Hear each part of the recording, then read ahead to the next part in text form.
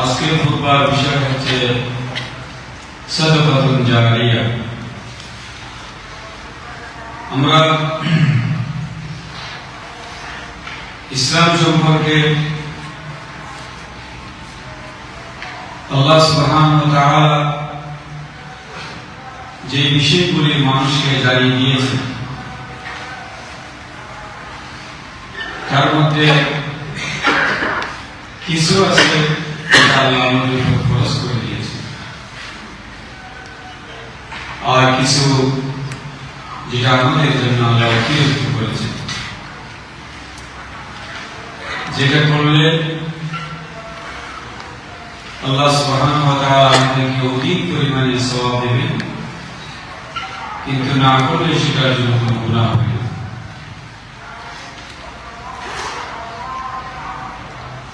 তার মধ্যে একটি হচ্ছে সাদাকাতুন জারিয়া। সাদকা জারিয়া হচ্ছে যার কল্যাণ স্থায়ী হয়, যে কাজটা সওয়াব সবসময় পেতে থাকে, এমনকি ইবাদত বা মৃত্যুর পরও সেই এর সওয়াব পেতে থাকে। আল্লাহ নবী মুহাম্মদ রাসূলুল্লাহ সাল্লাল্লাহু আলাইহি ওয়াসাল্লাম তিনি বলেন, ইযা মাতা ইবনে আদম ইনকাতা আমালু ইল্লা মিন সালাত। বনি আদম যখন মারা যায় সাথে সাথে তার আমলনামা লেখা বন্ধ হয়ে যায়। সে ভালো করুক আর খারাপ করুক, আমলনামা আর লেখা হয় না। তার যতক্ষণ পর্যন্ত তার গুণ থাকবে ততক্ষণ পর্যন্ত তার প্রত্যেকটি ভালো আমল এবং খারাপ আমল সব কিছু রাখা। মারা যাওয়ার সাথে সাথে তার আমলনামা বন্ধ হয়ে যায়, ইল্লা মিন সালাত। কিন্তু তিনটা জায়গা থেকে মরার পরেও তার আমলনামায় সওয়াব এবং গুনাহ বুঝতে থাকে। ভালো করলো এর আজর এই সওয়াব কিয়ামত পর্যন্ত সেই পাইতে থাকবে, তাকে আল্লাহ দিবে। এবং গুনাহ কাজ যদি করে যায় সেই গুনাহ প্রতিষ্ঠিত আছে, এই গুনাহ মানুষ করতেছে কিন্তু সেই দুনিয়া থেকে চলে গেছে, আর এই পাপের গুনাহ তার আমলনামায় গিয়ে বসে। আরেকটা হচ্ছে সাদাকাতুন আম্মা, ঐশিক সাদাকা, যেটা অভাবীদের জন্য, অনাহারী, বিধবা, মাজলুম, মানুষের সেবা, মানুষের কল্যাণে কাজ করা, সাহায্য করা। আরেকটা হচ্ছে সাদাকাতুন যাকাত। সাদাকাতুন যাকাত যা প্রত্যেকটা মালদার ধনীওয়ালা লোকদের উপরে আল্লাহ এটা ফরজ করে দিয়েছে। এখন এই সাদাকাতুন জারিয়া এটা আমরা কিভাবে করব, কার জন্য করব, কাদের জন্য করব? সাদাকাতুন জারিয়া আল্লাহ নবী আল্লাহ সুবহানাহু ওয়া তাআলা কোরআন কারীমে ইরশাদ করেন, ইসআলুনাকা মাযা ইউনফিকুন। যে হে নবী, আপনার কাছে এরা প্রশ্ন করে, আপনি তাদেরকে বলে দেন, কুল মা আনফাকতুম মিন খায়রিন ফালিলওয়ালিদাইনি ওয়াল আকরাবিন ওয়াল ইয়াতামা ওয়াল মাসাকিন ওয়া বিস সাবিল। তাদেরকে বলে তারা যেন ব্যয় করে ভালো যে মালগুলো, যে সম্পদগুলো, কাদের জন্য? ফালিলওয়ালিদাইনি, মা বাবার জন্য, ওয়াল আকরাবিন, নিকটতম আত্মীয়-স্বজনের জন্য, ওয়াল ইয়াতীম ওয়াল মাসাকিন ওয়া বিস সাবিল, ইতিমের জন্য, মিসকিনদের জন্য এবং মুসাফিরদের জন্য। ওমা তাফআলু মিন খায়র ফাইন্নাল্লাহা বিহি আলিম। তোমরা যাই ভালো কাজ করো, আল্লাহ সুবহানাহু ওয়া তাআলা নিশ্চয়ই সবকিছু তার আমলে তিনি জানেন এবং তিনি অবগত আছেন। আরেক জায়গায় আল্লাহ পাক সুবহানাহু ওয়া তাআলা বলেন ওয়াইসআলুনাকা মাযা ইউনফিকুন, আপনাকে প্রশ্ন করে যে আমরা কোথায় ব্যয় করব, আপনি বলেন কুলিল আফওয়া, অর্থাৎ অতিরিক্ত সম্পদ যেগুলো আমরা সেগুলো আল্লাহর রাস্তায় খরচ করব।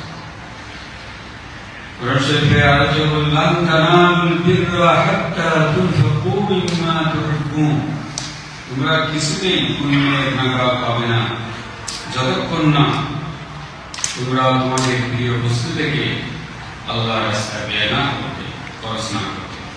তোমরা যা কিছু ব্যয় করো, ওমা তুনফিকু মান তানালুল বিররা হাত্তা তুনফিকু মিম্মা তুহিব্বুন ওমা তুনফিকু মিন শাইইন ফাইন্নাল্লাহা বিহি।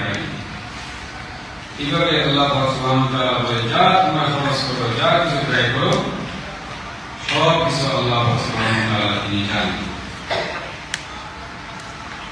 আল্লাহ রাসূল জনাবে মুহাম্মদ রাসূলুল্লাহ সাল্লাল্লাহু আলাইহি ওয়াসাল্লাম বলেন মা মিন ইয়াউমিন ইউসবিহুল ইবাদ ফীহি ইল্লা মালাকা, মানুষ যখন সকালবেলা আল্লাহর বান্দারা ঘুম থেকে উঠে সকালবেলা যখন হয়, তখন তাদের জন্য আল্লাহ পাক সুবহানাহু ওয়া তাআলা দুইজন ফেরেশতা নাযিল করেন।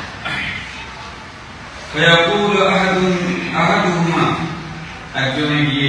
একজন ফেরেশতা গিয়ে ওই সমস্ত বান্দাদেরকে তাদের জন্য দোয়া করতে থাকে, আল্লাহুম্মা আ'তি মুনফিকান খালকা, যারা তোমার রাস্তায় খরচ করে আল্লাহ তাদের এই সম্পদের বৃদ্ধি করে বরকত দিয়ে। আর ওয়াকুল আখির, আর যারা খরচ করে না তাদের ব্যাপারে আল্লাহুম্মা আতি মুমসিকান খালকা, অর্থাৎ তাদের সম্পদের মধ্যে থেকে তখন আর বরকত থাকে না। অর্থাৎ আল্লাহর রাস্তায় খরচ করার কারণে আল্লাহ পাক সুবহানাহু ওয়া তাআলা সেই ব্যয়ের মধ্যে আল্লাহ বরকত দিয়ে দেন। মানুষ যদি মনে করে যে আমি খরচ করে ফেলবো, আমার টাকা চলে যাবে, সম্পদ চলে যাবে, যাকাত দিলে আমার সম্পদ কমে যাবে, কিন্তু আল্লাহ বলেন এগুলো করার দ্বারা কারণে তোমার সম্পদের পবিত্রতা অর্জন হয় এবং মানুষের হক আদায় হয়, তোমার হক আদায় হয় এবং মানুষকে সহযোগিতা করা হয় এবং আল্লাহ পাক সুবহানাহু ওয়া তাআলা তোমার সম্পদের মধ্যে বরকত দেন। আল্লাহ সুবহানাহু ওয়া তাআলা কোরআন শরীফে বলেন ওয়াসারিউ ইলা মাগফিরাতিন মির রাব্বিকুম, তোমরা ধাবিত হও আল্লাহর মাগফিরাতের দিকে এবং ওই জান্নাত, ওই জান্নাতের দিকে তোমরা যাও। কোন জান্নাত? আরদুহাস সামাওয়াতু ওয়াল আরদ, যে জান্নাত এত বিশাল, আকাশ এবং জমিন সমপরিমাণ, আর সেটা উইদ্দাত লিল মুত্তাকিন, সেটা বানানো হয়েছে মুত্তাকিদের জন্য, আল্লাহওয়ালাদের জন্য, পরহেজগারদের জন্য। মুত্তাকি পরহেজগার মুমিন বান্দাদের জন্য। মুত্তাকি কারা? আল্লাহু আকবার। মুত্তাকি আল্লাহ বলেন আল্লাযীনা ইউনফিকুনা ফিস সাররাই ওয়াদ দাররা, আল্লাহওয়ালা মুমিন বান্দা হচ্ছে তারাই যাদের জন্য আল্লাহ জান্নাত বানিয়ে রেখেছে। ওই মুত্তাকিদের জন্য আল্লাহ পাক সুবহানাহু ওয়া তাআলা জান্নাত বানিয়েছেন। আর সেই মুত্তাকির পরিচয় দিচ্ছেন আল্লাহ। আমরা মুত্তাকি চিনি, বুজুর্গ চিনি, বিভিন্ন রকমের সূরের শাকল দেখে তাদেরকে মুত্তাকি বুজুর্গ আমরা বলি, কিন্তু আল্লাহ বলেন আমার কাছে মুত্তাকি বুজুর্গ আল্লাহ আমার ওলি কারা? আল্লাযীনা ইউনফিকুনা ফিস সাররাই ওয়াদ দাররা, যারা নাকি ব্যয় করে সচ্ছলতা এবং অসচ্ছলতা অবস্থায় সবসময় আল্লাহ রাস্তায়, টাকা থাকলেও করে, না থাকলেও করে, অভাবে থাকলেও করে, সচ্ছলতা থাকলেও সবসময় আল্লাহ রাস্তায় যায়, আল্লাহ রাস্তায় আল্লাহ রাস্তায় কাজ। الذين ينفقون أموالهم بالليل والنهار سرا وعلانية, যারা নাকি আল্লাহর রাস্তায় খরচ করে তাদের মালগুলো রাতে এবং দিনে, সচ্ছলতা এবং অসচ্ছলতা, অভাব অনার সময় এবং ভালো অবস্থায় সবসময় আল্লাহর রাস্তায় কিছু দান করে, আল্লাহর রাস্তায়। এই জন্য আল্লাহ বলেন তুমি অন্তত পক্ষে একটা খেজুর হলেও একটা মানুষকে দান করো, ওই দানের হিসেবে আল্লাহ তোমাকে জাহান্নাম থেকে বাঁচিয়ে। আল্লাহ রাস্তায় খরচ করার কারণে, এই ব্যয় করার কারণে মানুষের বিপদ আপদ মানুষের কাছ থেকে আল্লাহ উঠিয়ে নেয়। আল্লাহ সুবহানাহু ওয়া তাআলা একে খায়র করতে দান করে। আল্লাহ সুবহানাহু ওয়া তাআলা দুনিয়া অসংখ্য নিয়ামত তার জন্য রয়েছে, তার হায়াতের মধ্যে বৃদ্ধি করে দেন। আপনি যখন আত্মীয় স্বজনের জন্য খরচ করবেন, আল্লাহ বলেছেন তোমার হায়াতকে তুমি বাড়াতে চাও, বাড়াতে মানে কি? আপনার 90 বছর 80 বছর হায়াত, এই হায়াতের মধ্যে আল্লাহ বরকত দিবে। কিভাবে দিবে? তোমার আত্মীয় স্বজনের জন্য খরচ করো, তোমার নিকটে তোমার আত্মীয় স্বজন তাদের জন্য আল্লাহ তোমার হায়াতের মধ্যে বরকত দিয়ে। এই জন্য মানুষ ইবাদত করবে কি সওয়াবের কাজ, মানুষ মনে করে শুধু নামাজ রোজা হজ এগুলো করলেই হবে, কিন্তু এটা কত বড় একটা ইবাদত যে জনকল্যাণমূলক কাজ করা, আল্লাহর রাস্তায় খরচ করা, মানুষের জন্য খরচ ব্যয় করা, অভাবী মানুষের জন্য করা, এতিম মানুষের জন্য করা, নিকটাত্মীয় আত্মীয় স্বজনের জন্য খরচ করা। এখন এই ব্যয় করা, খরচ করা, দান করা, এটা শুধু মালদার মানুষের জন্য। কিছু মানুষ শুধু আমরা খরচ করবো না, যারা মালদার আছে তারা আমাদের জন্য করবে না, মালদারদের জন্য নির্দিষ্ট করে দিয়েছে টাকা। আর সাধারণ মানুষের জন্য আল্লাহ সুবহানাহু ওয়া তাআলা এই ব্যয় আল্লাহ সুবহানাহু ওয়া তাআলা সকলের জন্য নির্দেশ দিয়েছেন আল্লাহর রাস্তায় ব্যয় করার জন্য। সামান্য কিছু হইল এবং এটা সাদকা, সাদকা এবং সাদকার মধ্যে অনেক রকমের ব্যাখ্যা রয়েছে। শুধু সাদকা মানে এই নয় যে টাকা পয়সা খরচ করাই যায়। সাদকা অনেক কিছু আছে। একজন মানুষের সাথে সাক্ষাতের সময় আপনি সালাম দিবেন, সালাম দিয়ে হাসি মুখে কথা বলবেন, তার সাথে জবাব দেবেন, এটাও সাদকা।